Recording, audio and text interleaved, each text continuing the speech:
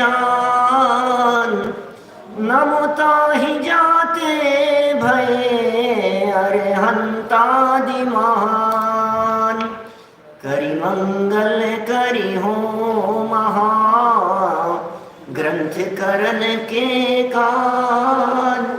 जाते मिले समाज सब, पावे निज पद राज, पावे निज पद राज।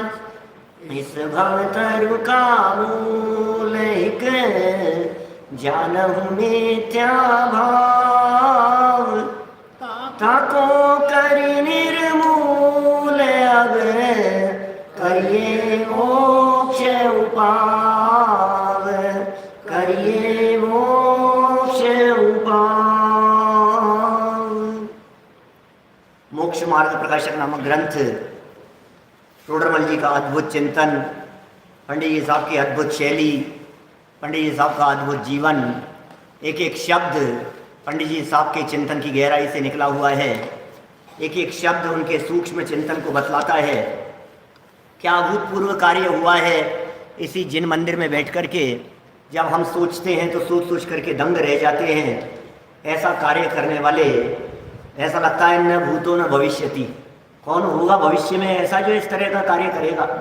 ऐसा चिंतन, ऐसा दृष्टि, ऐसा दृष्टिकोण, अद्भुत बातें हैं सब कुछ। चरणानुयोग के संबंध में जितनी बातें पंडित जी साहब ने कही, सच में वो सब आंखें खोल देने वाली थी। हम क्या समझते हैं, हम कितने संकीर्ण दृष्टिकोण से बातों को देखते हैं। हमारा देखने का नजरिया कितना संकुचित हो गया है। हम किसी व्यक्ति को सम्यक दृष्टि बर्दाश्त नहीं कर सकते। क्या हो गया है। जबकि जिनागम ये कह रहा है कि सम्यक दृष्टि 4 प्रकार के होते हैं। पंडित जी 3 ही प्रकार के तो सुने हमने, आप 4 कह रहे हो। औपशमिक सम्यक दृष्टि, शैयोपशमिक सम्यक दृष्टि, शायिक सम्यक दृष्टि, 3 ही प्रकार के तो होते हैं। नहीं, मैं 4 कह रहा हूं। आगम में 4 प्रकार के सम्यक दृष्टि कहे हैं। एक प्रथमानुयोग के सम्यक दृष्टि, एक चरणानुयोग के सम्यक दृष्टि, एक करणानुयोग के सम्यक दृष्टि और एक द्रव्यानुयोग के सम्यक दृष्टि। भैया ये जिन्हें जिनागम है, ये अनेकांतवादी दृष्टिकोण है। यहाँ ये जिनागम है। जिन शासन में जो बातें कही जाती है, ये बातें अलग अलग प्रकार से कही जाती है। यदि आप अनेकांतिक दृष्टिकोण से नहीं देखेंगे तो आप समझ नहीं पाएंगे जिनागम की गहराई को। आप समझ नहीं पाएंगे कि जिनवाणी क्या कहना चाह रही है, जिनवाणी के कहने का अभिप्राय क्या है। भरत भाई टिम्बड़िया साहब बोलो। हम समझ ही नहीं पाएंगे जिनवाणी के अभिप्राय को, जिनवाणी के मर्म को। और टोडरमल जी साहब ने ये चारों अनुयोगों की व्याख्यान पद्धति को हमारे सामने रख करके हृदय खोल दिया। उन्होंने इतना स्पष्ट शब्दों में ये बात कह दी कि भैया जब चरणानुयोग का व्यवहार हो, जब आचरण की चर्चा हो, जब विनय व्यवहार की बात हो, तो आप चरणानुयोग के सम्यक दृष्टियों को देखना। आप ये नहीं देखना कि ये तो द्रव्यानुयोग के सम्यक दृष्टि है कि करणानुयोग के सम्यक दृष्टि है। आपको यदि उनका बाहर से सम्यक्त्व में किसी तरह का कोई दोष और मलिनता नहीं दिख रही है, अब वो सम्यक दृष्टि हो चाहे नहीं हो, ध्यान देना, असली सम्यक दृष्टि तो द्रव्यानुयोग और करणानुयोग वाले ही होते हैं। तो असली जो सम्यक दृष्टि है ना, मैं प्रथमानुयोग और चरणानुयोग वालों को नकली नहीं कह रहा हूं, लेकिन असली सम्यक दृष्टि तो करणानुयोग की अपेक्षा से जिनका गुणस्थान चौथा है और द्रव्यानुयोग की अपेक्षा से जो समभाव जिनके हैं, शुद्ध स्वभाव का अवलंबन जिनके हैं, आत्म स्वभाव का आश्रय जिनके हैं, वो है द्रव्यानुयोग से सम्यक दृष्टि। ये तो है असली सम्यक दृष्टि। लेकिन जो प्रथमानुयोग और चरणानुयोग वाले सम्यक दृष्टि हैं, वे व्यवहार से सम्यक दृष्टि हैं। उन्हें सम्यक दृष्टि कहा जाए तो कोई ऐतराज नहीं है। उनके सम्यक्त्व में, प्रथमानुयोग और चरणानुयोग वालों के सम्यक्त्व में बहुत महत्वपूर्ण बात ध्यान रखने योग्य है। सिर्फ इतना सा देखना है कि इनके जीवन और आचरण से कहीं कोई मिथ्यात्व का चिन्ह तो नहीं दिखाई दे रहा है। बस बाह्य दृष्टिकोण मात्र। चरणानुयोग तो, क्योंकि चरणानुयोग आचरण है और चरणानुयोग चर्म चक्षुओं से देखता है। चरणानुयोग की जो दृष्टि है वो है आंखें, क्या, ये चरणानुयोग की दृष्टि है। चरणानुयोग आगम के आधार से होने वाले प्रवर्तन को चर्म चक्षुओं के अनुसार देखता है। जैसे आलू में अनंत जीव हैं, ये बात आगम अनुसार है, लेकिन यह व्यक्ति आलू खाता नहीं है, ये चर्म चक्षुओं से दिखता है। चरणानुयोग यह कहता है कोई व्यक्ति सप्त व्यसन से रहित दिखाई दे रहा है, कोई व्यक्ति अनीति अन्याय अभक्ष्य का सेवन नहीं कर रहा है, कोई व्यक्ति अष्ट अंगों का पालन कर रहा है, कोई व्यक्ति 25 प्रकार के दोष उसके जीवन में दिखाई नहीं दे रहे हैं, किसी व्यक्ति के जीवन में ग्रहित मिथ्यात्व का चिन्ह नहीं दिखाई दे रहा है, किसी व्यक्ति के जीवन में वात्सल्य दिखाई दे रहा है, किसी व्यक्ति के जीवन में ये सारी चीजें एट ए टाइम चाहिए एक साथ। वात्सल्य की भावना है, प्रभावना की भावना है, समझिए आप, बहुत तरह की बातें, मतलब ऐसा मोटा मोटा अपने को देखने से ऐसा लग रहा है इसके जीवन में कोई माइनस पॉइंट नहीं दिख रहा है। ऐसा माइनस पॉइंट, जो माइनस पॉइंट सम्यक्त्व में दूषण लगाने वाला हो, क्योंकि माइनस पॉइंट तो सबके जीवन में दिखाई देंगे। आप यदि अपने स्पाउस के एंगल से देखेंगे, बच्चों के एंगल से देखेंगे, तो हर बच्चे को अपने माँ बाप में कमियां दिखाई देती है, हर माँ बाप को अपने बच्चे में कमियां दिखाई देती है, हर हस्बैंड को अपनी वाइफ में कुछ ना कुछ कमियां दिखेगी, हर वाइफ को अपने हस्बैंड में कुछ, आपको तो यही नहीं आता, आपको तो यही नहीं आता। अरे भाई, यहाँ तो बात ऐसी चल रही है, सम्यक दर्शन संबंधी बात है। ऐसा माइनस पॉइंट, माने ऐसा नहीं इनका माइनस पॉइंट है कि ये रोटी एक ही खाते हैं, अरे तो ये कोई माइनस पॉइंट थोड़ी है। इनका माइनस पॉइंट ये है कि ये ज़्यादा देर तक सोते हैं, इनका माइनस पॉइंट ये है कि ये ज़्यादा देर तक जगते हैं, इनसे कोई फर्क नहीं पड़ता है। ऐसा माइनस पॉइंट नहीं होना चाहिए जो सम्यक्त्व के बाधक कारणों में हो। क्या ख्याल नहीं बात उल्लास भाई? ऐसा बाधक कारण नहीं होना चाहिए जो सम्यक्त्व को बाधित करता हो। तो ऐसे व्यक्ति को, ऐसे व्यक्तित्व को हमारे आगम चरणानुयोग वाले आगम और अभ्यासी और मुनिराज, वो उन्हें सम्यक दृष्टि कह देते हैं, कह देते हैं। असली सम्यक्त्व है या नहीं है ये तो केवल ही जाने, ये तो केवल ज्ञानी जानते हैं कि इनके पास में असली सम्यक दर्शन है या नहीं है, वो तो केवल ज्ञान का विषय है। और फिर ये भी कह दिया, केवल ज्ञान में तो स्पष्ट झलकता है भाई साहब, कब इनका गुणस्थान चौथा हो गया और कब पहला आ गया और कब तीसरे में थे, कब पहले में आ गए, कब पहले से तीसरे में चले गए, कब छठा सातवां हो गया, कब, कौन जाने इन सब बातों को। आपका व्यवहार जो होगा वो भाई आचरण के अनुसार होगा, सीधी सी बात है। ये चरणानुयोग का कहना था। काफी बातें हो गई थी चरणानुयोग के संदर्भ में। आज प्रकरण को आगे बढ़ा रहे हैं, कुछ सूक्ष्मता की तरफ बढ़ेंगे, कुछ गहराई में जाएंगे, कुछ वस्तु स्वरूप तक पहुंचने की चेष्टा करेंगे। द्रव्यानुयोग के कथन करने की स्टाइल क्या है, जरा उसे देखिए। पेज नंबर है 284, 284 नंबर पेज देखिए। 84 के चक्कर को मिटा देने के लिए ये 284 नंबर पेज पर्याप्त है। क्या सच में इतनी सुंदर बातें इसके अंदर कही है कि भाई क्या करना है। करने योग्य काम तो शुद्धोपयोगी है, करने योग्य काम तो आत्मा का अनुभव ही है, करने योग्य काम तो तत्व निर्णय ही है, इसके अलावा दूसरा कुछ नहीं। तत्व निर्णय करो बस। देखिए जरा, गुजराती में 295 नंबर पेज, हिंदी में 284 नंबर पेज, द्रव्यानुयोग के व्याख्यान का विधान। फिर मैं कहना चाहता हूं विधान माने स्टाइल। द्रव्यानुयोग की स्टाइल क्या है, कहने की, बात करने की, बोलने की। द्रव्यानुयोग किस स्टाइल में आकर के बात करता है। अब द्रव्यानुयोग में व्याख्यान का विधान कहते हैं जीवों के, ध्यान देना एक शब्द बड़ा मार्मिक है, जीवों के, जीवादि द्रव्यों का यथार्थ श्रद्धान जिस प्रकार हो उस प्रकार विशेष युक्ति, विशेष फिर कॉमा लगाया है, युक्ति हेतु दृष्टांतादिक का यहां निरूपण करते हैं। माने द्रव्यानुयोग में किन बातों का निरूपण होगा, द्रव्यानुयोग में किस प्रकार की बातें कही जाएगी। बोले द्रव्यादिक का यथार्थ श्रद्धान जिस प्रकार हो वो बातें कही जाती है। टोडरमल जी का लेखन इतना समृद्ध था, पंडित जी साहब के लेखन की स्टाइल इतनी जबरदस्त है, दिखती नहीं है कहीं किसी साहित्यकार में। ये उस समय लिखा है दीपेश जी जिस समय गद्य लिखा ही नहीं जाता था। माने यदि गद्य का इतिहास देखो, हिंदी गद्य साहित्य का इतिहास यदि आप देखेंगे तो टोडरमल जी पहले वो व्यक्तित्व हैं सकल समाज में। अकेले जैन समाज की बात नहीं कर रहा हूं, हिंदू मुसलमान जैन अजैन कोई भी व्यक्ति उठा करके देख लीजिए आप, उन सब में ये टोडरमल जी वे पहले व्यक्ति हैं जिन्होंने इतनी दृढ़ता से, इतने सुदृढ़ रीति से ये गद्य शैली में बात लिखी है। पद्य चला करते थे, छंद चला करते थे, दोहों में बात हुआ करती थी, लेखन के अंदर कहीं न कहीं कवित्व हुआ करते थे। ये गद्य थोड़ी ना चलता था।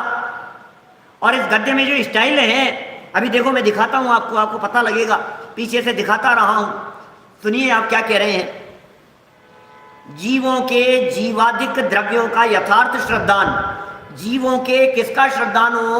जीवादि द्रव्यों का। द्रव्य की बात कर रहे हैं, यहां तत्व नहीं लिख रहे हैं।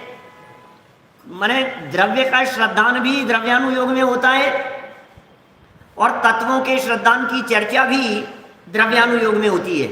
माने द्रव्यानुयोग तत्व और द्रव्य की चर्चाएं करता है। इस पैराग्राफ में जिसमें चर्चा चल रही है ये द्रव्य की चर्चा चल रही है। इसके नीचे वाले पैराग्राफ में जब बात करेंगे तो तत्व श्रद्धान जैसे हो वो बात करेंगे। क्या इस पैराग्राफ में द्रव्यों का यथार्थ श्रद्धान, नीचे वाले पैराग्राफ में मोक्ष मार्ग के लिए जीवादि तत्वों का, तो वहां तत्व की चर्चा करेंगे। अभी यहां द्रव्य के श्रद्धान में जो बात कही है पंडित जी साहब ने, ये कह रहे हैं विशेष कैसे करें श्रद्धान भैया, श्रद्धान कैसे करें? तो बोले कह रहे हैं एक तो विशेष, फिर शब्द दिया युक्ति, फिर शब्द दिया हेतु दृष्टांत आदि, अलग अलग शब्द दिए ना, इनका यहां निरूपण है। अब सुनना, क्योंकि इसमें यथार्थ श्रद्धान कराने का प्रयोजन है। इसका मतलब करणानुयोग का, प्रथमानुयोग का प्रयोजन पाप से छुड़ा करके पुण्य में लगाना था, धर्म की तरफ ले जाना था, प्रथमानुयोग का प्रयोजन। चरणानुयोग का प्रयोजन उत्कृष्ट आचरण करवाना था। कर्णानुयोग का प्रयोजन थोड़ी सूक्ष्मता में ले जाना था, केवल ज्ञानगम्य बातों का निरूपण करना था। और द्रव्यानुयोग का प्रयोजन श्रद्धान कराना है। देखिए ध्यान दीजिए, यहां मैंने चारों ही अनुयोगों के अलग अलग प्रयोजन बता दिए, अलग अलग प्रयोजन। यदि कॉमन प्रयोजन देखना हो तो चारों ही अनुयोगों का प्रयोजन होता है मोक्ष मार्ग में प्रवर्तन, वीतरागता की सिद्धि, ये जीव येन केन प्रकार धर्म में लगे। क्योंकि जब ये अनुयोगों का के प्रयोजन वाला प्रकरण पढ़ा था तो हमने चारों ही अनुयोगों के प्रयोजन में कॉमन लाइन दिखाई थी आपको। क्या वहाँ कॉमन लाइन ये थी, धर्म में लगाते हैं, धर्म में लगाते हैं, धर्म में लगाते हैं, धर्म में लगाते हैं, चार जगह पर। पाप से छुड़ाकर धर्म में लगाते हैं, ठीक है। योग्य प्रवर्तन द्वारा धर्म में लगाते हैं, केवल ज्ञानगम्य बातों को बतलाकर, महिमा बतला करके धर्म में लगाते हैं, वस्तु स्वरूप बतला करके धर्म में लगाते हैं। तो सबका प्रयोजन क्या है? धर्म में लगाना। लेकिन चूंकि ये चल रहा है व्याख्यान का विधान, ये चल रही है व्याख्यान की स्टाइल, तो स्टाइल किस तरह की है? बोले प्रथमानुयोग की स्टाइल में अलग तरह का प्रयोजन था, चरणानुयोग की स्टाइल में आप जैसे भी बन सकें, आपका आचरण उत्कृष्ट होना चाहिए, ये चरणानुयोग का व्याख्यान था। ख्याल में आई बात? द्रव्यानुयोग के व्याख्यान के विधान में प्रयोजन क्या बतला रहे हैं? जैसे भी हो सके इस जीव को द्रव्यादिक तत्वादिक का श्रद्धान कराना है, ये प्रयोजन है। यहां श्रद्धा प्रमुख है, चरणानुयोग में आचरण प्रमुख था। क्या समझ में आ रही है बात? इनको यदि मैं बांट दूं दो तरह से तो ये कह सकता हूं प्रथमानुयोग और चरणानुयोग। क्या प्रथमानुयोग और चरणानुयोग, इन दोनों में आचरण की प्रमुखता ज्यादा है। आचरण कराना, पाप से छुड़ाना, धर्म में लगाना, ठीक है ना। और कर्णानुयोग और द्रव्यानुयोग, इन दोनों में श्रद्धान की प्रमुखता ज्यादा है। प्रथमानुयोग चरणानुयोग में आचरण की मुख्यताएं ज्यादा है और द्रव्यानुयोग और कर्णानुयोग में श्रद्धान की मुख्यताएं ज्यादा हैं, क्योंकि केवल ज्ञान गम्य है, भरोसा करो, विश्वास करो उसके ऊपर। और द्रव्यानुयोग का मूल प्रयोजन ही श्रद्धा श्रद्धा श्रद्धा, जेन केन प्रकार श्रद्धा मजबूत होनी चाहिए, श्रद्धा मजबूत होनी चाहिए। मैं फिर कहना चाह रहा हूं, एक अनुयोग को मानो और अन्य अनुयोग को नहीं मानो तो आप अनर्थ कर रहे हैं। क्या चारों को मानिए। हाँ, ये हो सकता है प्रतिपादन में कभी किसी अनुयोग की प्रमुखता ज्यादा हो सकती है, कोई दिक्कत नहीं। जैसे हमारे सुनील जी हैं शिवपुरी वाले, क्या ब्रह्मचारी सुनील भैया, तो वो उनके प्रतिपादन में प्रथमानुयोग स्टाइल ज्यादा है। बात तो चरणानुयोग भी आएगा, द्रव्यानुयोग भी आएगा, लेकिन प्रतिपादन की स्टाइल में प्रथमानुयोग ज्यादा है, कथा की मुख्यता है। कोई दिक्कत नहीं, बहुत अच्छा है। माने अलग अलग वक्ता अलग अलग प्रकार से कथन करते हैं और सबकी कथन शैली एक जैसी नहीं हो सकती है। अरे सारे वीतरागी संतों की स्टाइल भी एक जैसी नहीं है। रवि सेनाचार्य की स्टाइल में प्रथमानुयोग स्टाइल ज्यादा है, क्या नेमी चंद्राचार्य की स्टाइल में कर्णानुयोग स्टाइल ज्यादा है, कुंद कुंदाचार्य की स्टाइल में द्रव्यानुयोग स्टाइल ज्यादा है। बोलो, आचार्य तो सब है ना। अभी समझ लीजिए आप, समंत भद्राचार्य की स्टाइल में किसी ग्रंथ के अंदर आपको न्याय की स्टाइल ज्यादा दिखती है और रत्नकरण श्रावकाचार्य जैसे ग्रंथ में प्रथमानुयोग चरणानुयोग की स्टाइल ज्यादा दिखती है। तो कहने का अभिप्राय यह है कि क्या आप आपस में इन आचार्यों को लड़ाना चाहते हैं? क्या चाहते हैं आप? नहीं नहीं साहब, हम तो प्रथमानुयोग वाले आचार्यों को नहीं मानते, वो वीतरागी संत नहीं थे। क्या बात कर रहे हैं? हम तो चरणानुयोग वाले आचार्यों को नहीं मानते। अरे नहीं नहीं, ये कर्णानुयोग वाले आचार्य बराबर नहीं है। भैया, सब दिगंबर संत हैं, सब वीतरागी संत हैं, सबके माध्यम से प्रयोजन एक ही है, वीतरागता का पोषण। हाँ, स्टाइल में किसी की मुख्यता ज्यादा है, समझ में आ रही है? किसी में किसी और बात की मुख्यता ज्यादा है।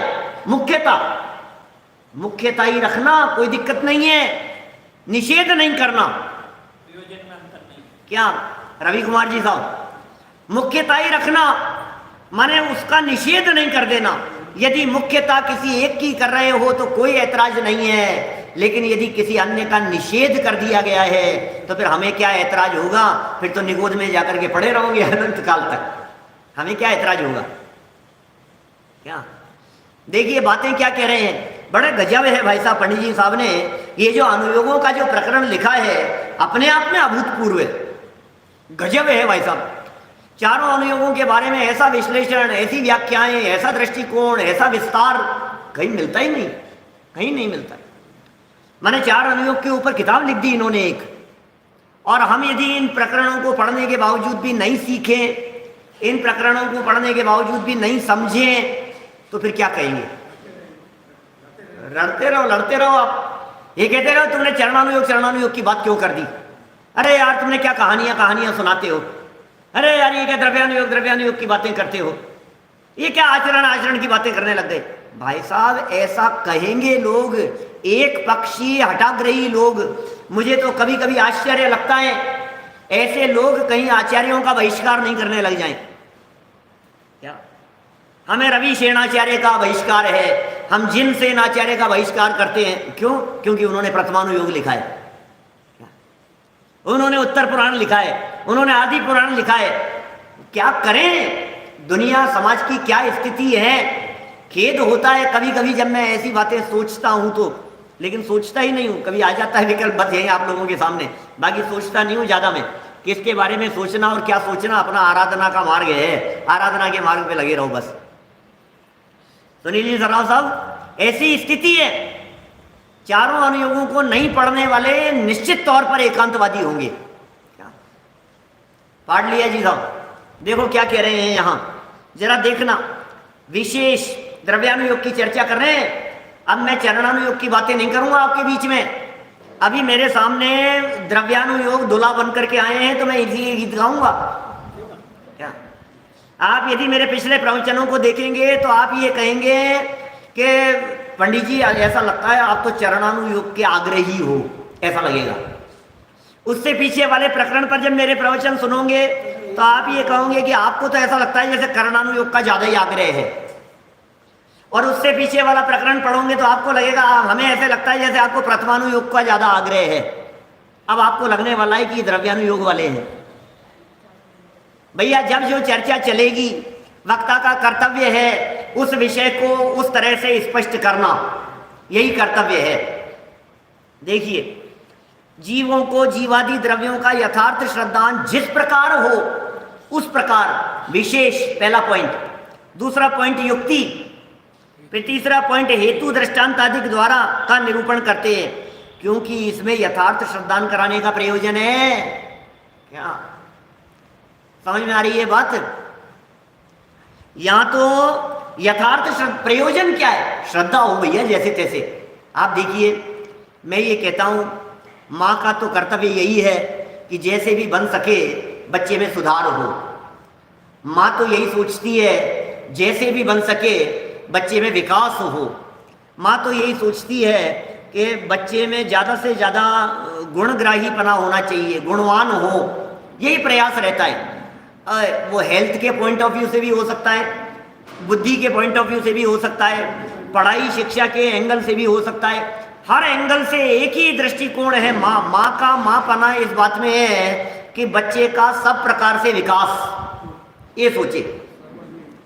अब सब माँ का, दुनिया की कोई भी माँ हो, मैं सबकी बात कर रहा हूं, माने डाकुओं की माँ भी यदि होगी तो उनका भी उद्देश्य तो यही होगा कि ये सही रास्ते पर चले, ये गलत राह पर नहीं चले।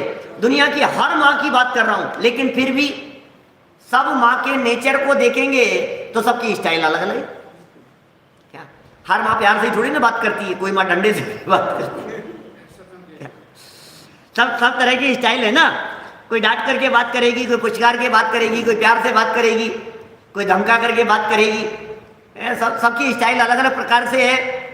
इसी तरह से ये यहाँ जो जिनवाणी माँ है, ये जिनवाणी माँ का एकमात्र उद्देश्य है कि इस जीव का अंतर्बाह्य विकास हो।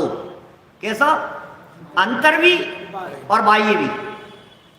बाह्य जीवन भी उत्कृष्ट हो और अंतरंग जीवन भी उत्कृष्ट हो। अंतरंग में भी इसके वीतरागता हो और बहिरंग जीवन से भी वीतरागता की झलक दिखे, ये जिनवाणी माँ चाहती है। जिनवाणी माँ ये चाहती है इसे केवल ज्ञान की बातों पर भी श्रद्धा हो, चरणानुयोग पर भी श्रद्धा हो, और प्रथमानुयोग के महापुरुषों के जीवन चरित्र को जानकर पढ़कर अपने जीवन को दृढ़ रखे, ये स्टाइल है सब पूरी जिनवाणी माँ की। अब इसमें द्रव्यानुयोग ये कह रहे हैं कि भाई साहब श्रद्धा होनी चाहिए, श्रद्धा की तरफ ध्यान दीजिए। आचरण में क्या कर लिया आपने? बहुत आचरण हो गया, निषेध नहीं कर रहा हूं, लेकिन कर रहे हो ठीक है, अच्छी बात है। श्रद्धा कहाँ है ये बतलाओ। आपकी श्रद्धा कौन सी जगह पर है? रोजाना पूजन कर ली, रोजाना उपवास कर लिए आपने, आए दिन उपवास कर लेते हो, सब बातें बराबर है। हमें ये बतलाओ 6 द्रव्यों के ऊपर भरोसा है या नहीं आपको? ये कौन से होते हैं भैया? द्रव्यानुयोग पढ़। 7 तत्व पे भरोसा है या नहीं है? दुनिया में 6 जाति के द्रव्य हैं। श्रद्धा करो, श्रद्धा, द्रव्य के ऊपर श्रद्धा। एक प्रवचन अभी मैंने विगत दिनों में किया है, द्रव्य का मर्म इस नाम से, द्रव्य गुण पर्याय, हाँ विशेष उसका मर्म, ऐसा कुछ हेडिंग था उसका, है ना। कुछ विशिष्ट प्रवचन, 5-7 दिन पुरानी बातें, अभी रात के समय। माने ये समझ लीजिए आप, संयम प्रकाश जिस दिन शुरू किया उसके 1 दिन पहले, हाँ, उसमें मैंने चर्चाएं की। द्रव्य क्यों जानना? इसलिए जानना कि द्रव्य को जान करके आपने द्रव्यों में एक दूसरे का कर्ता धर्तापन नहीं है, इस मर्म को नहीं जाना तो आपने द्रव्य को नहीं जाना। मैं बोल रहा हूं ये मिथ्या मान्यता है, मेरे बोलने से बोला नहीं जाता है। दीपेश जी आप फ्लुएंटली बोलेंगे तो आपको पता नहीं है आपका अगला वाक्य क्या निकलने वाला है, आपको मालूम ही नहीं, सोच सोच करके बोला जाता है। यद्यपि दिमाग, बुद्धि, क्षेयोपशम, ज्ञान सब कुछ साथ में लगा हुआ है, सब कुछ बातें बुद्धि पूर्वक कंट्रोल में बोली जाती है सोच समझ करके, लेकिन उसके बावजूद भी फिर भी वाणी स्वतंत्र है।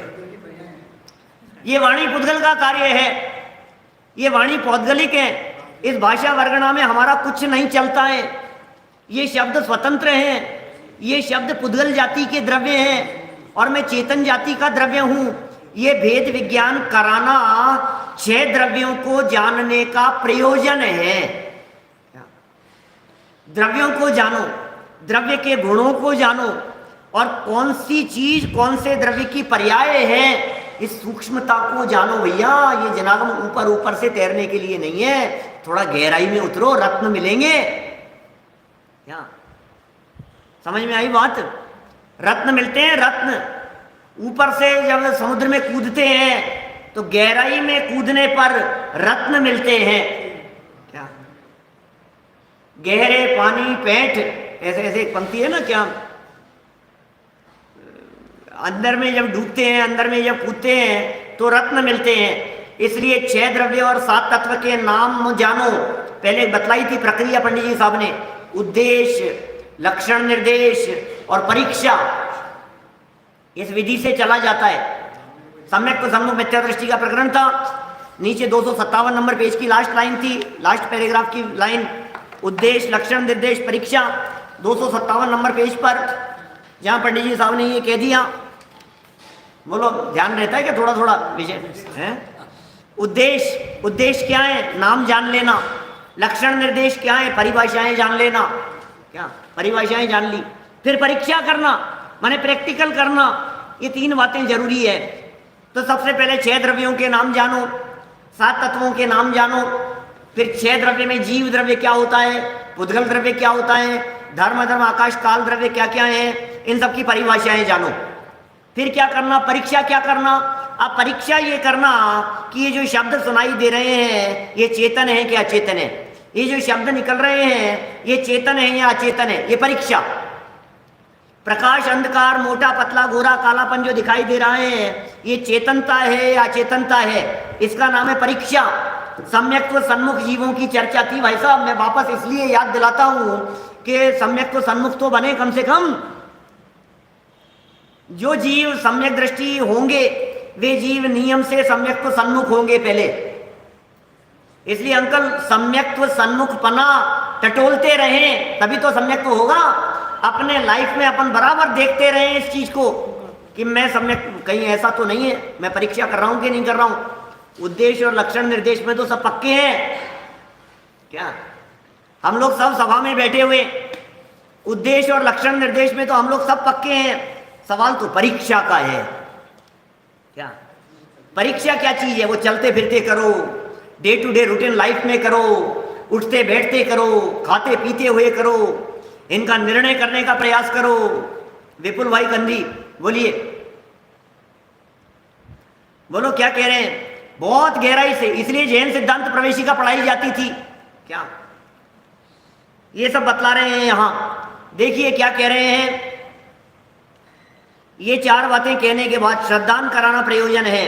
वहां यद्यपि जीवादि वस्तु अभेद है, जीव अभेद है, जीव अखंड है, जीव अभेद और अखंड है, तथापि उनमें भेद कल्पना द्वारा व्यवहार से द्रव्य गुण पर्याय आदि के भेदों का निरूपण करते हैं। ये सब है विशेष। ध्यान देना, ऊपर जो पॉइंट दिए थे ना, जिन लोगों ने अभी नंबर डाले होंगे अपनी किताब पर, टोडरमल जी की स्टाइल बतला रहा हूं। विशेष जो कहा था ना, जीवादि द्रव्यों के श्रद्धान के लिए विशेष, ये विशेष है। विशेष क्या होता है? भेद करके जानना, ये कहलाता है विशेष। विशेष माने क्या होता है? द्रव्य के गुण क्या हैं, उनकी पर्याय क्या हैं, कौन से द्रव्य के कौन से गुण हैं, सामान्य गुण कौन से हैं, विशेष गुण कौन से हैं, ये गुण इसमें है, ये गुण इसमें नहीं है, ये इसके विशेष है, नहीं नहीं ये सब कॉमन है, द्रव्य का नाश नहीं होता, ये अस्तित्व नाम का सामान्य कॉमन गुण है। ये सब बातें क्या? विशेष। विशेष हो गया, माने ये श्रद्धा करने के लिए विशेष बातों को जानना। फिर देखिए आगे, तथा प्रतीति कराने के अर्थ, क्या सारी प्रतीति कहो या श्रद्धा कहो, शब्द बदला है सिर्फ। तथा प्रतीति कराने के अर्थ अनेक युक्तियों द्वारा उपदेश देते हैं। ये सेकंड शब्द था ऊपर इसी पैराग्राफ की फर्स्ट लाइन का। विशेष युक्ति, विशेष के अंदर भेद प्रभेद की बात कह दी पंडित जी ने। ये द्रव्य गुण पर्याय, सामान्य गुण, विशेष गुण, ये तो विशेष। फिर युक्ति, युक्ति क्या चीज है? युक्तियों द्वारा उपदेश देते हैं अथवा प्रमाण नए द्वारा उपदेश देते हैं, वे भी युक्ति है। ये सेकंड पॉइंट हो गया। युक्ति माने होता है प्रमाण नयात्मको युक्ति। युक्ति किसे कहते हैं? प्रमाण और नयात्मक जो होता है वो है युक्ति। प्रमाण से चर्चा करना, वस्तु को प्रमाण से देखना, वस्तु को नए से देखना, ये कहलाती है युक्ति। युक्ति लगाओ इसमें, इस एंगल से देखो। कभी जीव को ज्ञान मात्र कह दिया जाएगा, क्या ज्ञान मात्र कह दिया कभी जीव को, कोई दिक्कत नहीं। कभी जीव को अमूर्तिक कह दिया जाएगा कि साहब जीव को अमूर्तिक कहने में क्या युक्ति है? युक्ति ये है कि जो लोग सफेद गोरा काला ऐसा जो आत्मा को मान करके बैठे हैं, काला तो नहीं मानते कोई भी, गोरा गोरा आत्मा को मान करके बैठे हैं, प्रकाश पुंज आत्मा को मान करके बैठे हैं, जो लोग ये समझ करके बैठे आत्मा माने ऐसा ज्योति पुंज जैसा दिखाई दे रहा है, ओ ऐसा आग की लपटें जैसी उठती, ऐसा ऐसा कोई चमत्कार कोई ऐसा दिख रहा है, आत्मा ऐसा ऐसा दिखेगा आपको, तो उसे समझा रहे हैं आत्मा अमूर्तिक है। भैया तू जो देख रहा है ना, तूने आंखों से जो इमेज बना ली है, ऐसा आत्मा नहीं होता है क्या? माने जो चर्म चक्षुओं से दिखे ऐसा रूप जो दिमाग में बना लिया है, ऐसा नहीं है आत्मा। ये क्या, ये युक्ति दी है हमने आत्मा को पकड़ने के लिए। हमसे किसी व्यक्ति ने ये कहा कि साहब मुझे आत्मा का अनुभव हुआ और मुझे आत्मा ऐसा ऐसा दिखाई दिया, तो फिर हमने उसको तुरंत बतला दिया। कैसे बतलाया? द्रव्य की युक्ति से। युक्ति से हमने बात की। युक्ति क्या दी हमने? अमूर्तिक आत्मा कलरफुल नहीं दिखता, अमूर्तिक आत्मा वाइट कलर का नहीं दिखता, ये युक्ति से समझाना। कभी नए से समझाते हैं, नित्य नए से समझाते हैं, कभी अनित्य नए से समझाते हैं, नित्य अनित्यात्मक वस्तु को समझाने की चेष्टा करते हैं, कभी द्रव्य को, ये सब युक्तियों से समझा रहे हैं, प्रमाण और नए। तथा वस्तु के अनुमान प्रत्यभिज्ञान आदि करने को हेतु दृष्टांत आदि देते हैं। ये ऊपर था तीसरा पॉइंट। पहला था विशेष, फिर लिखा था शब्द युक्ति, फिर लिखा था हेतु दृष्टांत आदि। देखो पंडित जी जो शब्द लिखते हैं बराबर उसको स्टेप बाय स्टेप उस तरह से बढ़ाते हैं विषय को। हमें तो ध्यान ही नहीं है, पढ़ने वालों को पता ही नहीं रहता है कुछ भी कि ऊपर क्या लिख दिया, वाक्य पढ़ते चले जाते हैं, आगे बढ़ते चले जाते हैं। लेकिन पंडित जी के वाक्यों को यदि ऊपर से मिलाओ, उनकी स्टाइल से मिलाओ, उनके द्वारा लिखे गए शब्दों के क्रम से देखो, तो आपको बराबर बातें बहुत गहराई से जानने को मिलेगी। बतलाता हूं, देखो वहां वस्तु के अनुमान और प्रत्यभिज्ञान करने को हेतु दृष्टांत आदि देते हैं, या तो अनुमान करने के लिए या प्रत्यभिज्ञान करने के लिए। प्रत्यभिज्ञान क्या होता है? प्रत्यभिज्ञान के लिए न्याय शास्त्रों में ऐसा कहा है, जोड़ रूप ज्ञान को प्रत्यभिज्ञान कहते हैं। क्या होता है प्रत्यभिज्ञान? जोड़ रूप ज्ञान। ये जोड़ रूप ज्ञान कैसा होता है?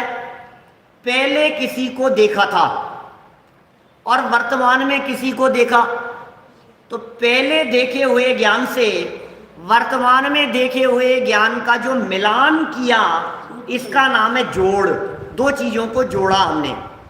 और यार ये तो दीपेश जी जैसे दिख रहे हैं, तो दीपेश जी भी ध्यान में, ये व्यक्ति भी ध्यान में, और ये इनके जैसे दिख रहे हैं, ये जोड़ रूप ज्ञान। हम दौसा मंदिर में गए, विधान कराने, प्रवचन करने आयोजन था वहां मंदिर में, दौसा में आपके यहाँ। तो हमने जब देखा तो देख करके महसूस हुआ, अरे यार ये तो बिल्कुल बड़े मंदिर जैसा दिख रहा है हमारे को। अभी हम कहाँ गए थे? अभी कहाँ गए थे हम? अभी अलवर था मैं, अलवर में। तो अलवर में मैंने एक मंदिर के दर्शन करने के लिए जैसे ही एंट्री की, सीढ़ियां देखी, तो बिल्कुल ऐसा लगा जैसे तेरापंथी बड़े मंदिर की सीढ़ियां, फिर ऊपर जाकर के उसी तरह की छतरी और इसी तरह की स्टाइल, इसी तरह से अंदर एंट्री। बिल्कुल ऐसा कैसा लग रहा है क्या? तो ऐसा लगता है कि ये प्रत्यभिज्ञान है। प्रत्यभिज्ञान के लिए न्याय शास्त्रों में एक उदाहरण दिया है। एक व्यक्ति छतरी लेकर, बरसात का समय था, छतरी लेकर के किसी के घर गया। वहां जाकर के उसने छतरी को समेट करके कोने में रख दिया। अब रख दिया, आधा पौन घंटा, 1 घंटा, 2 घंटा उनके यहाँ बैठे। अब धूप, कोई मौसम अच्छा था, निकल करके वहां से चल दिए। कोई बरसात नहीं थी, कुछ भी नहीं थी, निकल करके सीधे चल दिए। इतने में सामने से एक व्यक्ति को छतरी से लगा करके आते हुए देखा। और यार मैं भी लेकर के आया था क्या? तो उसकी छतरी देखकर अपनी छतरी याद आ गई। ये कहलाता है प्रत्यभिज्ञान। क्या इस ज्ञान का नाम क्या है? ये प्रत्यभिज्ञान है। ये जोड़ रूप ज्ञान है। ऐसे ऐसे उदाहरण दिए। तो ये कह रहे हैं यहाँ द्रव्यानुयोग में अनुमान कराने के लिए, प्रत्यभिज्ञान कराने के लिए, क्या पुरानी बात को याद कराने के लिए, उसको जोड़ने के लिए हेतु देते हैं, दृष्टांत आदि देते हैं।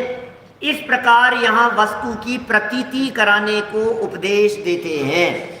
उपदेश इस प्रकार का दिया गया है, कैसे भी करके इसको वस्तु की प्रतीति हो जाए, भरोसा हो जाए। ये वस्तु कैसे प्रतीति कराते हैं, अनुमान कैसा कराते हैं? बताओ, ये जो जानने वाला है ये कौन है? ये बताओ, क्या जानने वाला कौन है? आपको प्रतीति में, अनुमान में आ रहा है क्या कि जीव है कोई? आपको अनुमान कराते हैं। देखो ऐसे अनुमान कराते हैं कि ये देखो ये मर गए, तो हमें बतलाओ इनमें क्या कमी हो गई। इसका मतलब कुछ था ना। आप सोचो जरा एक बार, आप जो समझ रहे हो ये क्या कान में समझने में आ रहा है कि आंख में समझ में आ रहा है कि कहीं ज्ञान में आ रहा है? समझने वाला कोई और है। तो अनुमान से हम द्रव्य तक पहुंचने की कोशिश कर रहे हैं, अनुमान से हम आत्मा तक पहुंचने की कोशिश कर रहे हैं। हेतु दृष्टांत आदि देकर के, लौकिक दृष्टांत आदि देकर के। पंडित जी साहब ने पीछे दूसरे अध्याय में चर्चा की इस तरह की, व्यंतरादिक अपने पूर्व भव का संबंध आदि प्रकट करते हुए दिखाई देते हैं। तो दिखता है ये बोल रहा है, अरे यार कोई फीमेल है और कोई व्यंतर का प्रभाव दिखाई दे रहा है, मेल की आवाज में बोल रहा है। महिला होती है, पुरुष की आवाज स्पष्ट सुनिए, हमने देखी है, हमने अपनी आंखों से देखा है। इसका मतलब कुछ ना कुछ और है। क्या जैसे दुनिया में कहा जाता है ऊपरी शक्ति है, ऊपरी वादा है, कोई ऊपर का चक्कर है, कोई देवकृत है, ऐसी ऐसी बातें चलती दुनिया में बहुत सारी। है या नहीं है? बिल्कुल है। हमें क्या दिक्कत है उसमें? मानते, अब मंडी आप भी मानते हो, क्या दिक्कत है? प्रत्यक्ष को कौन नकारे? लेकिन इससे ये सिद्ध होता है कि आत्मा मरता नहीं है। इससे ये सिद्ध होता है कि पूर्व जन्म में भी था। इससे ये सिद्ध होता है कि मरने के बाद भी रहेगा। ये सिद्ध होता है कि नहीं इन सारी बातों से? क्या तो अनुमान से सिद्ध कर रहे हैं, ये दृष्टांत देकर के सिद्ध कर रहे हैं। किसी और का दृष्टांत देकर के सिद्ध कर सकते हैं, किसी व्यक्ति का दृष्टांत देकर के सिद्ध कर सकते हैं। बोलो, अपने यहाँ की तो सच्ची घटना है ना। वो आ गए थे सुदर्शना जी, यहीं बैठ करके प्रवचन कर रहा, यहीं बाहर, और उनका स्वर्गवास हो गया था सुदर्शना जी का।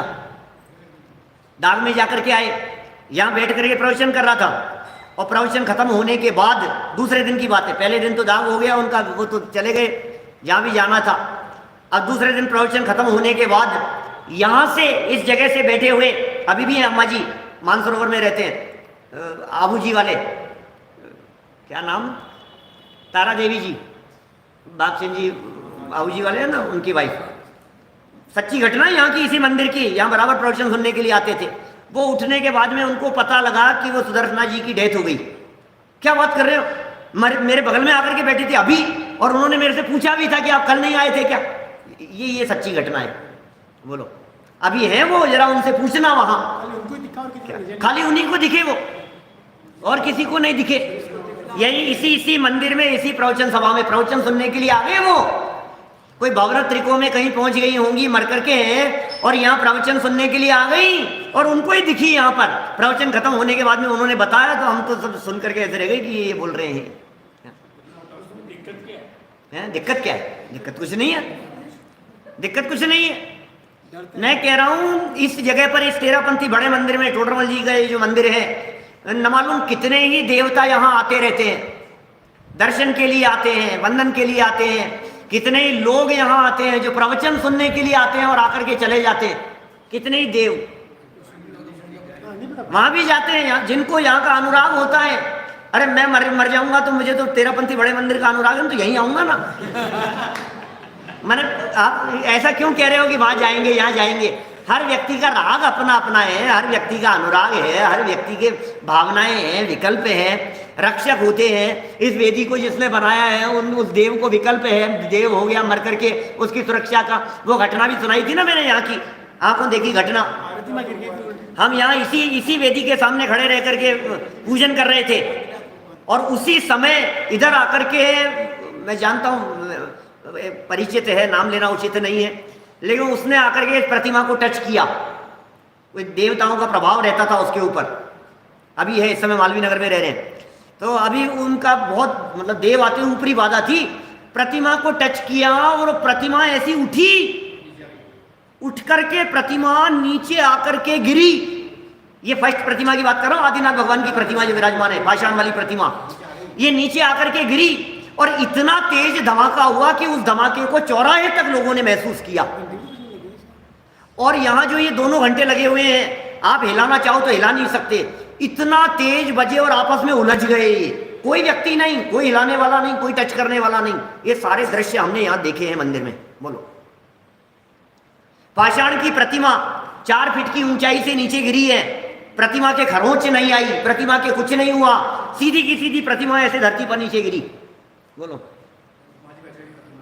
अब जो भी है स्थिति, लेकिन मेरा कहने का मतलब यह है कुछ ना कुछ निश्चित तौर पर देवकृत रहा होगा और कुछ ऑप्शन नहीं है, सब आंखों देखी बातें हैं। यहाँ सन 1993 के आसपास की बात होगी।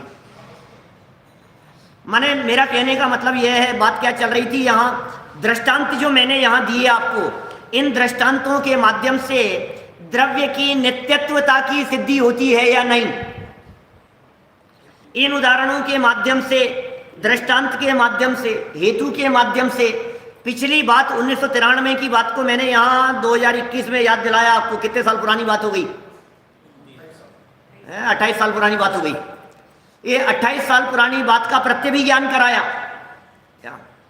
तो ये प्रत्यभिज्ञान के माध्यम से ये देख करके क्या हमें इस बात का अनुभव नहीं होता है कि ये द्रव्य की बातें सच्ची हैं? इस प्रकार की युक्तियां देकर, इस प्रकार के दृष्टांत देकर, इस प्रकार प्रत्यभिज्ञान कराकर, इस प्रकार अनुमान कराकर द्रव्य की नित्यता, जीव की नित्यता, जीव की अनादि अनंतता, जीव की ध्रुवता, ये सब बातें प्रकट करते हैं। फिर देखिए आप, अभी इसी के आधार पर दूसरी बात कहता हूं। जब वो प्रतिमा वहां से गिरी नीचे जमीन पर, और प्रतिमा नीचे गिरी तो उनके रंच मात्र भी खरोंच नहीं आई। कहा ना जैसे मैंने अभी, इसमें पुद्गल परमाणुओं की स्पष्ट योग्यता नहीं दिख रही है। आज जरा यहां से उठने के बाद दोनों तरफ जो मंदिर के घंटे लटके हुए हैं, जरा इनको हिला करके एक दूसरे के साथ में उलझाने की कोशिश करना, कितना तेज कर सकते हो आप। इतने तेज बजने लगे और उलझ गए कि आप कर नहीं सकते, आप कोई मैन मेड काम नहीं हो सकता है। भाई आदमी करना चाहे तो कर नहीं सकता, वो उसको कुछ ऐसा बनावटीपन नहीं हो सकता आदमी के द्वारा। तो ये कह रहे हैं यहाँ पर पंडित जी साहब कि वो पुद्गलों की भी योग्यता है। इससे जीव के अनादि अनंत पने की सिद्धि होती है, इससे पुद्गल परमाणुओं के भी इस तरह पने की सिद्धि होती है कि उनकी किस समय में कैसे परिणमन करने की योग्यता है। बोलो, ये भी है। तो ये सारी बातें, ये प्रतीति कराना, ये विश्वास दिलाना, ये अंदर में दृढ़ विश्वास इस तरह का इन सब बातों के आधार पर होना कि साहब आप इन सब बातों के आधार पर क्या विश्वास दिलाना चाहते हो? व्यंतरों को मानना चाहिए। अरे व्यंतर के अस्तित्व को मानना चाहिए, व्यंतर तुम्हें आकर के माने। ऐसे हैं आप, व्यंतर आपके चरणों में आकर के पूजन करे, ऐसे हैं आप। व्यंतर और जगत के देवी देवता आपकी जय जयकार करें, ऐसे हैं आप। आपकी ऐसी योग्यताएं, आपकी ऐसी सामर्थ्य है, आपकी ऐसी पावर है। लेकिन ये व्यंतर आदि भी उसी के जीवन में आकर के रक्षा करते हुए दिखाई देते हैं जो व्यंतरों को नहीं, अपने आत्मा को देखते हैं। क्या व्यंतर उसकी आकर के, अन्य देवी देवता उसकी आकर के सेवा करते हैं जो लोग उन देवताओं को नहीं, जो अपने आत्मा को देखते हैं, जो अपने चैतन्य स्वभाव को देखते हैं, जिन्हें अपने स्वभाव की महिमा आती है, उन्हें व्यंतरों को उनकी महिमा आती है। क्या कहा? जिन्हें अपने स्वभाव की महिमा आती है, व्यंतरों को उनकी महिमा आती है। ऐसा ही स्वरूप है, ये वस्तु स्वरूप है। ये जिनवाणी की बात है भाई साहब, ये मर्म है जिनवाणी का, अपने आप को जानो। ये जो द्रव्यानुयोग का प्रकरण है, ये पूरा का पूरा प्रकरण अपने आप को जानने के लिए है। ये द्रव्यानुयोग का पूरा प्रकरण अपने आप को पहचानने के लिए है। ये द्रव्यानुयोग का पूरा प्रकरण आत्मानुभूति के लिए है, अपने आप को जानने, पहचानने, समझने के लिए। एकमात्र प्रयोजन है द्रव्यानुयोग का, श्रद्धा करो अपने आप के ऊपर। सुरेंद्र जी भाई साहब कोटा से बोलो, श्रद्धा करो अपने आप के ऊपर, भरोसा करो अपने आप के ऊपर। मैं सम्यक्त्व ले सकता हूं, मैं संयम अंगीकार कर सकता हूं, मेरा छठा सातवां गुणस्थान हो सकता है, अरे मैं अल्पकाल में भगवान बन सकता हूं, इस बात के ऊपर भरोसा कीजिए। इस विश्वास के लिए द्रव्यानुयोग की रचना हुई है। हर जीव भगवान बन सकता है। दुनिया के सारे दर्शनों में एकमात्र दर्शन तो है ये जो भक्त नहीं भगवान बनने की बात करता है। बोलो, भगवान बने, भगवान बने, हर व्यक्ति भगवान बने। महावीर स्वामी भी हमारे जैसे ही थे, पार्श्वनाथ भगवान भी हमारे जैसे ही थे, आदिनाथ बाहुबली स्वामी भी हमारे जैसे ही थे, भरत जी भी हमारे जैसे ही थे, मारीची आदि भी हमारे जैसे ही थे, रामचंद्र जी, हनुमान जी आदि भी हमारे जैसे ही थे। सब साधारण व्यक्ति थे यहाँ। और फिर क्या हुआ? पांडव भी मोक्ष गए, भगवान है अभी। युधिष्ठिर भी भगवान है, युधिष्ठिर स्वामी, भीम स्वामी, अर्जुन स्वामी, तो हमारे जैसे ही तो थे। ये बात अलग है कि वे राजा महाराजा हो गए। अरे सेठ सुदर्शन तो सेठ थे, दुकानदारी करते थे। हम आज भी उन्हें सेठ सुदर्शन कह रहे हैं। वे भगवान सुदर्शन है। क्या? वे भगवान सुदर्शन है, वे सिद्धालय में विराजमान है। तो जैन दर्शन ये विश्वास दिलाने की बात करता है कि आप अपने आप को भगवान के रूप में देखें और आप इस बात का विश्वास करें कि आप भगवान बन सकते हैं। हम भी भगवान बन सकते हैं। हमारे में भी वो सामर्थ्य है, हमारे में भी वो पावर है, हमारे में भी वो शक्तियां हैं, हमारे में भी वो सारी चीजें हैं जो एक आम आत्मा में होती है। सब आत्माएं समान है। भगवान महावीर स्वामी की शिक्षाओं में पहली शिक्षा है सभी आत्माएं समान है, कोई छोटा बड़ा नहीं है, सभी आत्माएं समान है। चींटी हो चाहे मच्छर हो, हमारे जैसा ही वही आत्माएं। हमने अनंत भाव मच्छरों में और चींटियों में बिताए हैं, हमने अनंत भाव न मालूम कहाँ कहाँ बिताए हैं। बिन समझे मरे, अब तो समझने का अवसर आ गया है। अब नहीं मरेंगे, अब नहीं काल बिताएंगे। अब ये बातें मिल गई है, अब ये तत्व ज्ञान मिल गया है, अब ये टोडरमल जी मिल गए हैं, गुरुदेव श्री मिल गए हैं, अब तो हमारे को वितरागी संत मिल गए हैं, कुंद कुंदाचार्य जैसे आचार्य मिल गए हैं। बता भगवान चो भाई जैन साहब, अन्यथा हो भी आप स्वभाव से हर जीव भगवान है और पर्याय में भगवान बनने के लिए प्रयत्नशील है। हर व्यक्ति भगवान बन सकता है। ये कुछ अद्भुत बातें हैं। ये द्रव्यानुयोग के व्याख्यान की इस स्टाइल में बहुत खुलकर के सामने आने वाली है। बड़ा मार्मिक प्रकरण है, बड़ा मजा आने वाला है इस पूरे प्रकरण को पढ़ करके। आज तो मैंने द्रव्यों की अपेक्षा से बात की है। अगले पैराग्राफ में ये तत्व की मुख्यता से बात करने वाले हैं। कल प्रकरण को और आगे बढ़ाएंगे। अभी की बात को यहीं विराम देता हूँ। सायंकालीन भी जो प्रकरण चल रहा है, बहुत सुंदर प्रकरण चल रहा है। ग्रंथ की शुरुआत अभी हुई है। आप अवश्य लोगों को सूचित करें। संयम प्रकाश ग्रंथ बड़ा अद्भुत ग्रंथ है, बहुत सुंदर और बहुत सुंदर चर्चाएं हैं। एक ग्रंथ के स्वाध्याय में अनेक ग्रंथों के स्वाध्याय का आपको लाभ मिलेगा। अवश्य नए लोगों को सूचित करें। आप सब तो रहते ही हैं, मुझे विश्वास है। और दिन में 2:30 बजे शत्रु चूड़ामणि की सुंदर चर्चा अभी जनवाणी से।